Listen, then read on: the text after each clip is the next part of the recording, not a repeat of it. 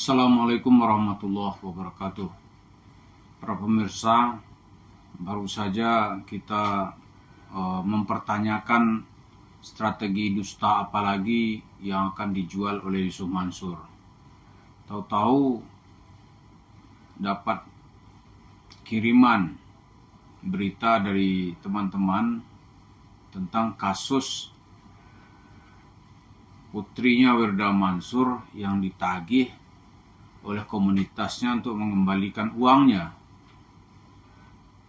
Dulu Wirda Mansur ini membuat grup, yaitu komunitas milenial anti bokeh. Jadi komunitas berbayar, setiap orang membayar 100.000 rupiah untuk menjadi members. Jumlah yang bisa dijaring oleh Wirda Mansur itu ada sebanyak 90.000 anggota. Jadi kalau diakumulasi 9.000 dikali 100.000, lebih kurang 9 miliar. Ini berapa lama dan orang mesti bayar 100.000? Sekali bayarkah? 2 kali, 3 kali? Kita tidak tahu pasti. Setelah itu beritanya ini tidak ada lagi. Lalu muncul Wirda Mansur ini mau aktif membuat kripto gitu. Tapi setelah duit dia raup, dia kabur, menghilang, lalu berfoya-foya dengan uang masyarakat yang dia kumpulkan. Sampai di sini kita melihat Yusuf Mansur dengan anaknya ini setali 3 uang. Di strateginya itu hebat. Kalau ketahuan pun nggak mudah untuk menuntutnya. Kenapa tidak mudah? Pertama, dia mengambil seperti cerita Yusuf Mansur menggelapkan uang sedekah. Terus nuntutnya gimana? Berapa orang yang sudah membayar? Kan ada yang urunan itu 100.000, 150.000 gitu. Kalau yang besar-besar 1 juta, dia nggak mau ungkap siapa identitasnya. Dibikinin paket-paket. Ada paket bangun masjid di Sevilla, Spanyol. Itu minimal anggotanya bayarnya 1 juta rupiah. Ya kalau 1.000 orang 1 miliar. Ya kan? Kalau ada berapa ribu saat itu untuk membangun, dia butuh sampai berapa puluh miliar. Lalu beritanya menjadi hilang. Nah, Wirda Mansur itu mengikuti langkah bapaknya. Itu diambil kutipannya itu kecil-kecil. 100.000. 100.000 sesuai dengan ucapan Yusuf Mansur nggak akan diperkarain. Susah. Uangnya kedikitan. Memang benar juga sih, dia udah ngukur gitu. Jumlahnya itu hanya 100.000. Kita kan juga malas itu nuntut uang 100.000. Iya kan? 100.000 paling kita ngomel-ngomel. Tapi kalau ada dua kali ya 18 miliar. 3 kali. Ini komunitas milenial anti bokeh ini berapa kali bayar ini? Nah, ini yang dilakukan. Kalau di pattern salah satu orang kesulitan untuk menuntutnya itu adalah karena begitu bayar itu nggak bisa diaktifkan lagi. Jadi orang malas gitu. Taruhlah 300.000 ya. 300.000 ya malas orang ke pengadilan itu. Malas gitu. 300.000 kalau kali 10.000 orang ya jadi banyak duit. Kalau kali 100.000 orang, kata Yusuf Mansur kan membernya banyak sekali dulu. Nah, Wirda Mansur rupanya melakukan hal yang sama. Tapi tangga pertamanya kayaknya sudah nyangkut dia. Dia kabur, kemudian komunitasnya itu dinonaktifkan. Dia sudah tidak bisa lagi dihubungi. Jadi memang anti bokeh, ya Wirdanya anti bokeh.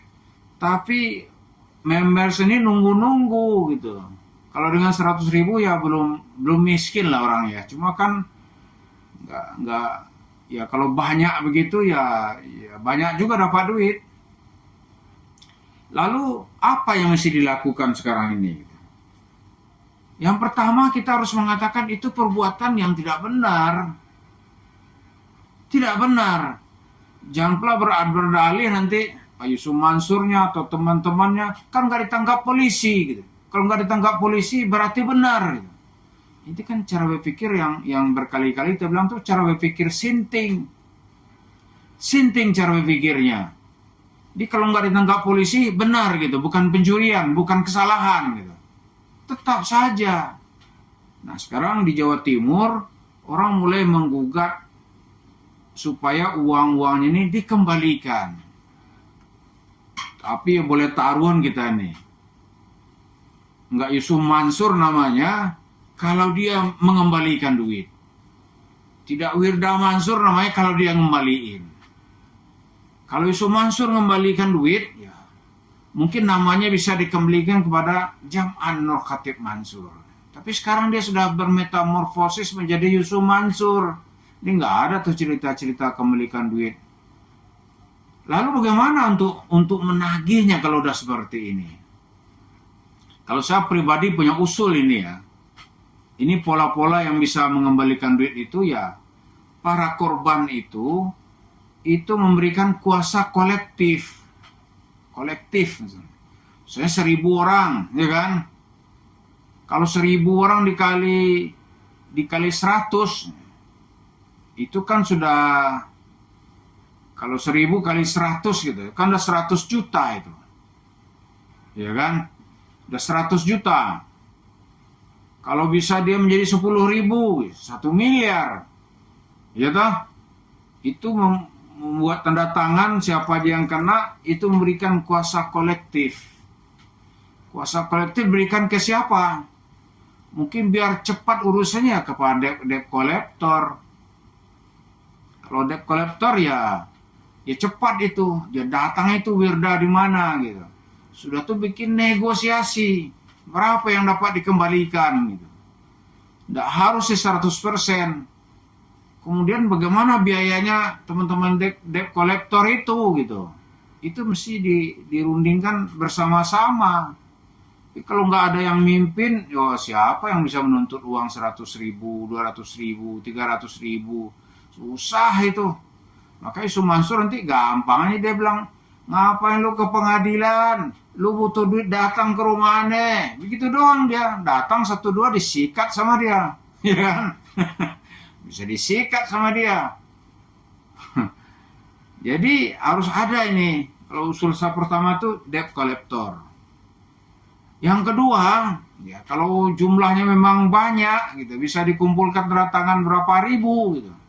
Ini baru menjadi bukti yang sah atau apa namanya bisa digugat dalam bentuk formal di pengadilan negeri. Tapi kalau nggak gitu ya susah ya.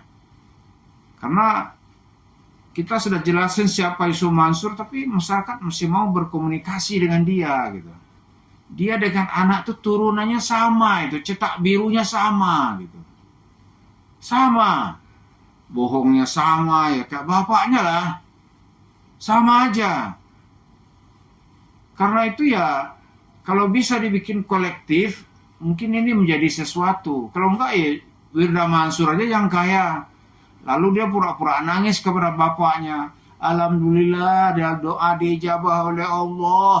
Modal 100.000 dikembalikan 9 miliar. Kan begitu dia nanti. Kan agama ketawa-ketawa dia aja nih buat bahan ketawaan gitu. Mungkin dalam hati rasain lo gue bohongin gitu kan. Pasti itu dia ngomong. Gue bohongin lo, percaya lo, ya salah sendiri. Jadi komunitas milenial anti bokeh itu ya yang milenial ya bikin bokeh aja lah Wirda Mansur. Lagi orang percaya ke Wirda, kemampuan secara spiritual tuh apa sih? Dan tidak ada tuh dengan cara spiritual lantas duit turun seperti Yusuf Mansur turun dari langit.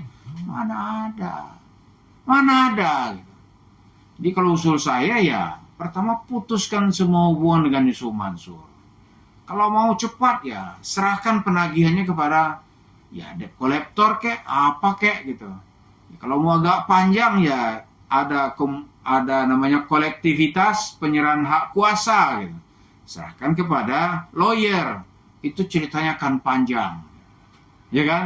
Tapi jangan terlalu berharap uangnya cepat kembali. Misalnya per orang rugi, lu 5 kali bayar, 500 berarti kan. Kalau ada yang bayar sampai 10 kali gitu, berarti 1 juta. Hilanglah uang 1 juta kan gitu. Harap nanti kalau bisa ada upaya menegakkan amar ma'ruf nahi munkar, dituntut secara kolektif. Ya berapa kembali ya kita nggak tahu gitu. Tapi ada upaya bersama-sama untuk menghentikan ini orang. Kalau nggak bisa dihentikan. Dia punya kreativitas terus menerus gitu. Sementara mayoritas kita ini mayoritas pasif. Dibujuk-bujuk sama dia, Anda dah bicara sama Tuhan, iya pula kata kita kan. Dimakannya lah gitu. Cuma ini menarik nih, ternyata di desa-desa orang sekarang ini mulai menuntut berapapun itu, mana hak kami. Karena orang sudah nggak takut sekarang ini, dituduh dapat dosa, nggak ada itu. Kualat, nggak ada kualat. Menegakkan kebenaran kok kualat. Itulah yang terjadi ya, cerita dusta Isu Mansur telah menular atau telah berwujud dalam diri anaknya. Anaknya pun juga sudah mampu melakukan hal yang sama. Mari kita bersama-sama mencegahnya. Kalau enggak nanti, uang itu kan kalau dapat sebulan 9 miliar, dia bisa bangun warung steak and shake berapa itu? Iya kan? Minimal bisa 4, ya kan? Atau bisa 3, atau bisa dia bangun itu setiap bulan gitu. Dari cerita-cerita itu. Belum lagi bisnis-bisnis yang lain. Cuma cara mendapatkannya ya nginjak-nginjak sana sini aja. Peduli Isu Mansur, orang merugi atau bagaimana. Anaknya pun juga nggak peduli. Karena dibalik senyumnya yang seolah-olah ramah dan manis itu ternyata dia menyimpan kebengisan yang tiada duanya kepada orang-orang kecil. Itulah Isu Mansur dan anaknya Wirda Mansur. Terima kasih. Assalamualaikum warahmatullahi wabarakatuh.